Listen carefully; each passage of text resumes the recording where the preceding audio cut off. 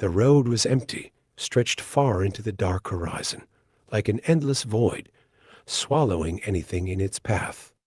There's a certain kind of eeriness that settles into the night, especially when you're driving alone down isolated highways with nothing but the hum of your car and the occasional flicker of dim streetlights to keep you company.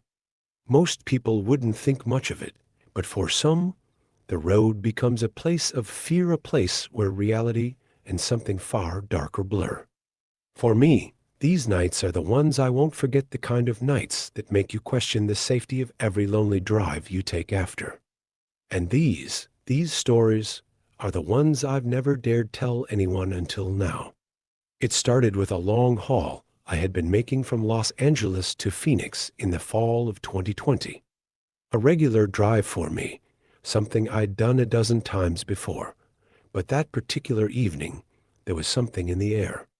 Maybe it was the way the sky seemed so impossibly black, or how the road stretched on forever with barely another soul in sight. The headlights of my truck cut through the darkness, barely illuminating the path ahead. Around midnight, I pulled into a truck stop near the Arizona border, expecting the usual quiet pit stop.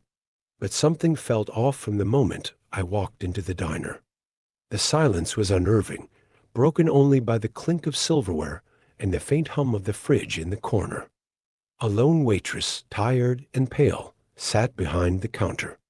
She didn't greet me, just gave me a slow look, like she knew something I didn't. I chalked it up to her being overworked and tired, but then her eyes narrowed, and she said, "You're the one with the cargo, right?" I nodded, confused. The waitress didn't say anything else, but continued to watch me as I sat down, making me feel like a mouse under a magnifying glass. As I ordered a coffee, my mind wandered back to the road. Something had felt strange out there, like I wasn't alone. Then, ahead of me, I saw it, a car, abandoned, parked at a strange angle on the shoulder. The hazard lights were blinking, a small red signal in the sea of darkness. At first, I thought it was a breakdown, but something was off. The car's doors were wide open. No one was inside. No one in sight. I slowed down instinctively, scanning the area. And then, my headlights caught something else, a glint in the distance. Metal. The eerie stillness of the scene suddenly hit me. A line of steel spikes was scattered across the road, barely visible in the dark. My heart skipped a beat. Someone had laid them there deliberately. This wasn't a breakdown. It was a trap. Instinctively, I slammed my foot on the brake, but I was already too close. I jerked the wheel to the left, swerving into the opposite lane, narrowly avoiding the spikes. My breath caught in my throat as I continued down the road, my tires skidding for a moment. But then, in my rearview mirror, I saw them. Two figures running from the ditch beside the road, sprinting toward my truck. One of them had something in his hand. A weapon? I couldn't tell. I didn't want to know. My foot pressed the accelerator, and I didn't look back. My truck swayed slightly as I sped up, but the figures never caught up. I didn't slow down until I had driven a good 10 miles ahead. I found the first truck stop and pulled in, hands trembling on the steering wheel, heart racing. The place was quiet, only a few rigs parked. I rushed inside to make the call, my voice shaky as I explained everything to the highway patrol dispatcher. The woman on the other end of the line was calm, too calm, and something about that made my skin crawl. "We'll send a unit out," she said, her tone almost detached. "Stay where you are." I sat there in the parking lot, watching my rearview mirror, waiting for anything to happen. 20 minutes later, the dispatcher called me back. "The truck's gone," she said. No sign of the spikes either. I couldn't believe it. "Are you sure you checked the right area?" I asked, my voice trembling. She paused, then said in a way that only confirmed my worst fear, There haven't been any reports of such an incident there. This is the first time. I knew what she meant. I wasn't the first to encounter this, but I was the first one to live to tell the tale. It's been over a year since that night, but I'll never forget the way those men had sprinted toward me, the way they just stood there watching me drive away, as if waiting for something. For what? To pick off the next victim. That wasn't the end of my strange encounters. About 6 months later, I found myself on another late-night drive, this time in Kansas. It was one of those nights that felt endless empty roads, no lights, the kind of night where you could imagine that you were the last person on Earth. But then something happened. A car started tailing me. At first, it was just a distant light behind me, harmless. But the more I drove, the closer it got. No matter how fast I went, the car stayed right behind me, never overtaking, never falling back. It was like it was just waiting for me to do something. I tried to shake it off at first. Maybe it was just someone on a late-night drive like me. But then they started matching my speed. If I slowed down, they did too. If I sped up, they followed. My heart raced as I checked my rearview mirror, trying to make sense of it. The car was close enough now that I could see headlights, but not the driver's face. It was just a silhouette, a shadow behind the glass. I could feel the tension building, my grip tightening on the wheel.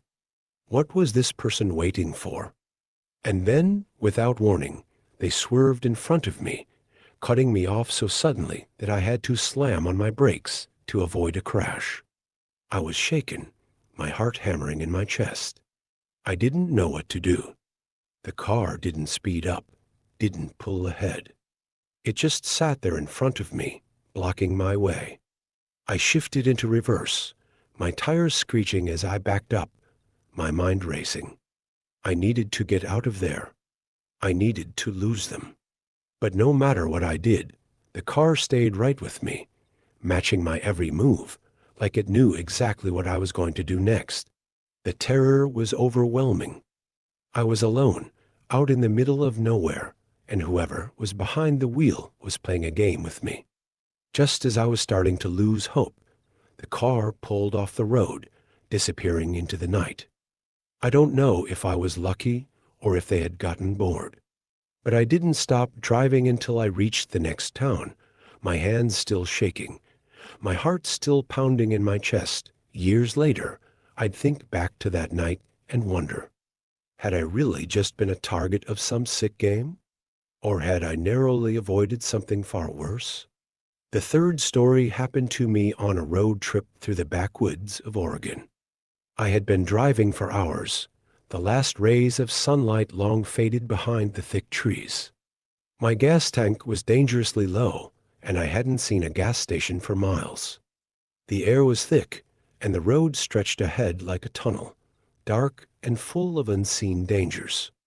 Finally, I spotted an old gas station, a dim neon light buzzing overhead, the kind of place you'd usually pass by without a second thought. But I had no choice. I had to stop. I pulled into the parking lot, the gravel crunching beneath my tires. The place was empty, eerily so. The gas pumps were old, the lights flickering.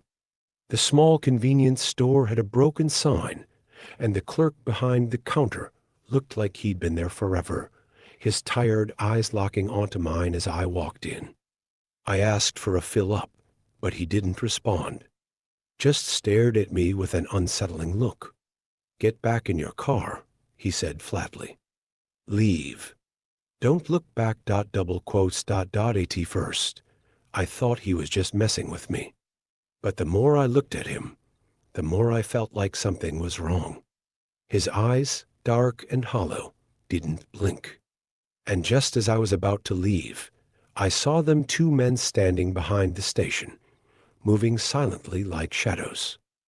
My heart skipped. I didn't know what to do. But then the clerk's voice cut through the silence. "Leave," he whispered, as if he had seen this happen before. I didn't ask questions.